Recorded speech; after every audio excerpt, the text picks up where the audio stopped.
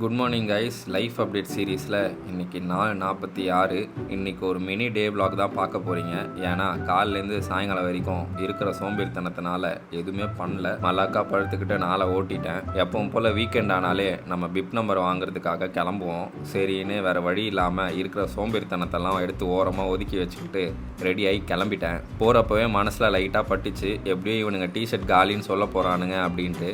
அதே மாதிரி பிப் நம்பர் வாங்குறப்போ டிஷர்ட் காலி ப்ரோ அப்படின்னு சொன்னானுங்க.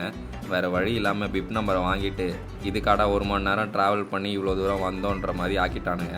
கிளம்புறப்போ மணி 6:30 மணி. ஆனால் நான் வீட்டுக்கு வந்து சேர்றப்போ மணி 8. சரியான டிராஃபிக்கு, ஒரு மாதிரி வெறுப்பாயிடுச்சு. வந்தோடனே ஃப்ரெஷ் ஆகிட்டு ஓட்ஸையும் எக்கையும் சாப்பிட்டுட்டு நம்ம பார்த்திபங்கிட்டேருந்து ஒரு கால். என்னன்னா நாளைக்கு நம்ம கூட அவனும் சேர்ந்து மேரத்தான் ஓட போகிறான். சரின்னு அவனை போய் பிக்கப் பண்ணிட்டு நல்லபடியாக வீட்டுக்கு கொண்டு வந்துட்டேன்.